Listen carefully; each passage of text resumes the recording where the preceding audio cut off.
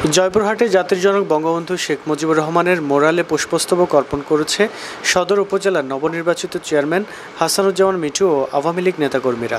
বৃহস্পতিবার সকাল 10টায় শহরের শহীদ ডাক্তার আবুল কাশেম ময়দানে বঙ্গবন্ধুর মোরালে পুষ্পস্তবক অর্পণ ও শ্রদ্ধা নিবেদন শেষে বক্তব্য দেন জেলা আওয়ামী লীগের সহসভাপতি রাজা চৌধুরী, জেলা কমিউনিটি পুলিশিং ফোরামের সদস্য সচিব বাবু নন্দলাল পার্সি ও জয়পুরহাট সদর উপজেলার নবনির্বাচিত চেয়ারম্যান হাসানুজ্জামান মিঠু সহ অন্যান্যরা। এ সময় বক্তারা বর্তমান সরকারের উন্নয়নের ধারা অব্যাহত রেখে জয়পুরহাট সদর উপজেলাকে মডেল উপজেলায় রূপান্তরিত করার প্রত্যয় ব্যক্ত করেন।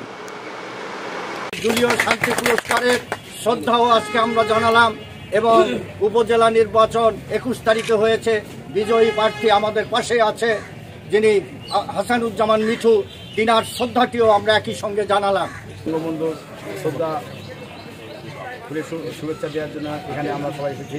যেহেতু বঙ্গবন্ধু আদর্শে সৈনিক আমরা আমাদের উপজেলার চেয়ারম্যান নির্বাচনে জনসাধারণ জেলার সদর উপজেলার জনসাধারণ আমাকে স্বতন্ত্রভাবে ভোট দিয়ে আমাকে নির্বাচিত করেছে। তাই বঙ্গবন্ধুর আদর্শ ও জননেত্রী শেখ হাসিনার আদর্শ নিয়ে আমি মানুষের সেবা করতে চাই, যে ন্যায়ের পক্ষে কাজ করতে চাই, অন্যায়ের বিরুদ্ধে কাজ করতে চাই। আমি সবার কাছে সহযোগিতা চাই, যাতে জয়পুরহাট একটি সুন্দর এবং পরিচ্ছন্ন একটি জয়পুরহাট তৈরি করতে চাই। জয় বাংলা, জয় বাংলা।